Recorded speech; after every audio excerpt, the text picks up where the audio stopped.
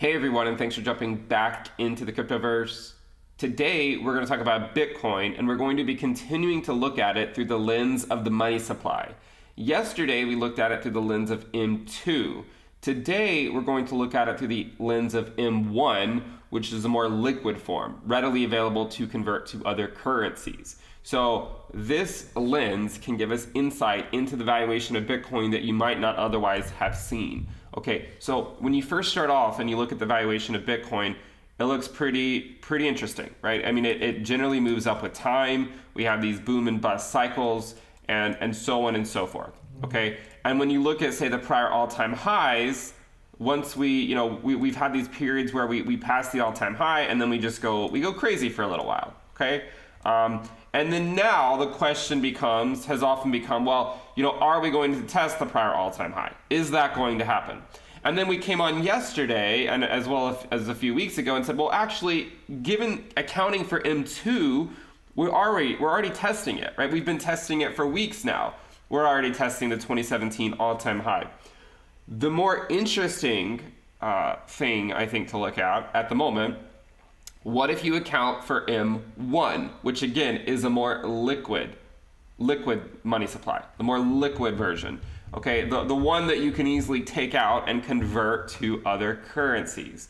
For M2, it's not quite as liquid. M1, we're talking about the liquid money supply. What happens in that case? Well, let's take a look. It's pretty crazy, honestly, but we'll take a look. This is what it looks like. What in the world's going on? Let's start simple. First cycle.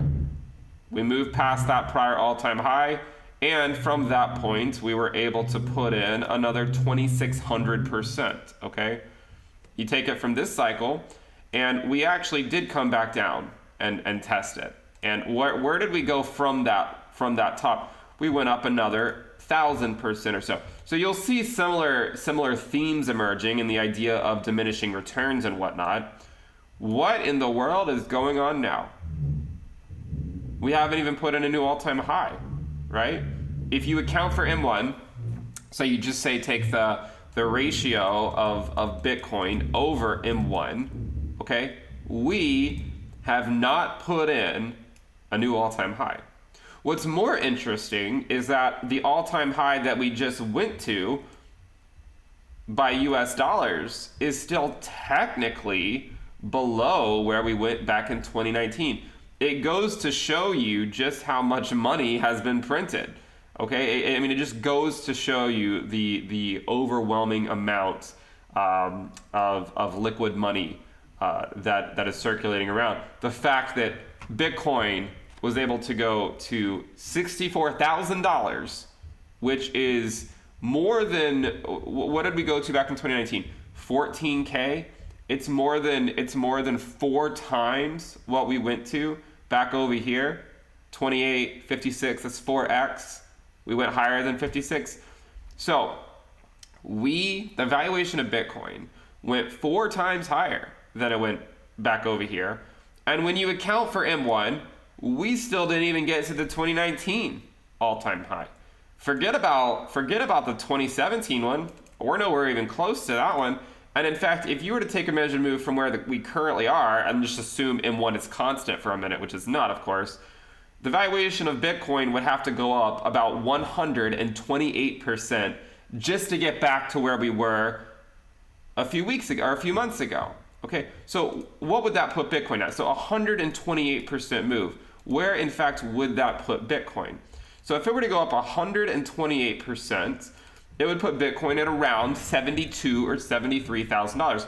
So if the valuation of Bitcoin goes to $73,000 today, because we know the money supply is not constant and it's changing constantly, we would get to the 2019 all-time high. In order for us to just simply get to the 2017 all-time high, the valuation of Bitcoin would need to go up a very modest 262%.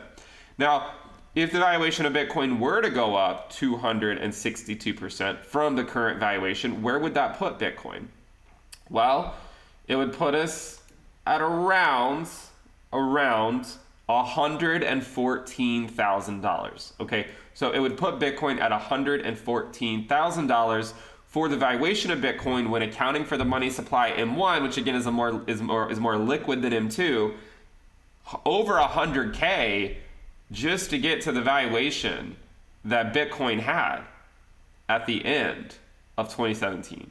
I think that's really interesting. You know, I tried to show you guys perspectives that you might not see a lot of other places. Hopefully this is just one more perspective you can put in your toolkit and then use that to navigate the crypto markets. We are having a sale on the premium list, and make sure you guys check that out. You can find a link to that in the description below. If you want to know how I am navigating these markets, you'll get access to weekly reports and videos, the Telegram chat room, the Telegram alerts channel, the risk dashboard, the Into the Cryptoverse app, and more.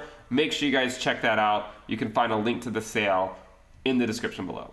That'll wrap it up for the video. Make sure you subscribe, click the bell icon to turn on your notifications, and I will see you next time. Bye.